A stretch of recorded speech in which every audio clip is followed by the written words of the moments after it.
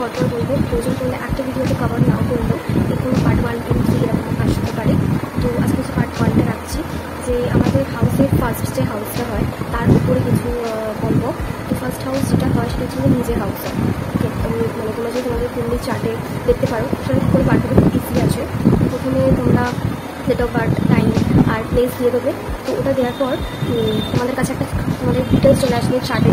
তো তোমাদের কুণ্ডলি দেখাবে তোমাদের প্রথম ঘরটা কী আছে, আমি তো স্ক্রিনে এখানে দিয়ে দেবো। তো প্রথম ঘরটা কী আছে, সেকেন্ড ঘরটা কী আছে, তো আস্তে আস্তে দেখানো হয়। তো তোমরা এবার এদের মধ্যে হয় জুপিটার কোথায় আছে তার জন্য কী হবে, সান থাকলে কী হবে, স্যাটার্ন থাকলে কী হবে। তো এটা পুরোটা আমি এখানে দিয়ে দিচ্ছি। তো আজকে এই বিষয় নিয়ে কথা বলবো।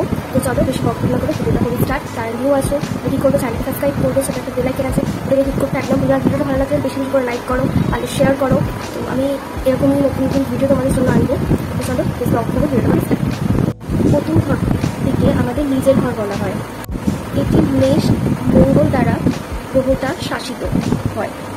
এই বাহিরটা আমাদের বাইরের যে চেহারা আছে বা আমাদের যে বিষয় যেগুলো আছে, যেগুলো আমরা এই প্রথম ঘরে থেকে জানতে পারবো, যে আমরা ব্যক্তিত্ব সম্পর্কে অনেক কিছু বলে।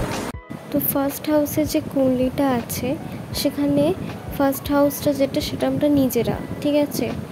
এবার এই নিজেতে যে অ্যারিস হয় মানে মেষ রাশি, এবার সবসময় সবার ম্যাচ করে না। মানে তোমরা যখন কুণ্ডলিটা তোমাদের দেখবে, সেই প্রথম হাউসে দেখবে অনেক রকমের নাম্বার আছে, 1 হতে পারে, 2, 3, 4, তাহলে সেটা হচ্ছে জোডিয়াক সাইন।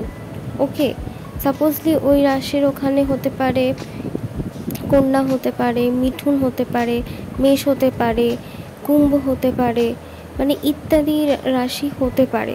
এবার যে রাশিটা হবে ধরে নিতে হবে সেটা সে নিজে। ধরো প্রথম ঘরেতে তোমার আছে 1, ঠিক আছে, 1 কি মেষ রাশি। আচ্ছা, ধরো তোমার 2 আছে, তাহলে ধরে নিতে হবে টরাস মানে বৃষ রাশি। এবার ধরে নিচ্ছি ওই রাশির মধ্যে 3 আছে, তার মানে কি হবে, মিথুন।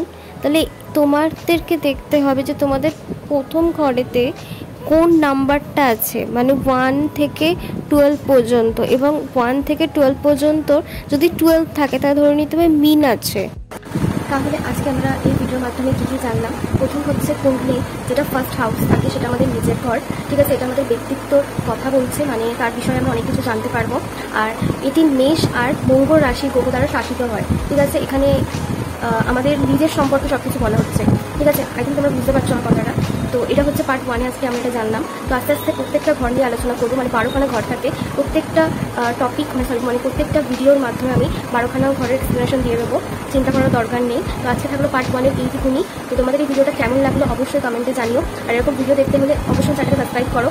তো নেক্সট ভিডিওতে পার্ট 2 আসবে। Thanks for watching, bye bye.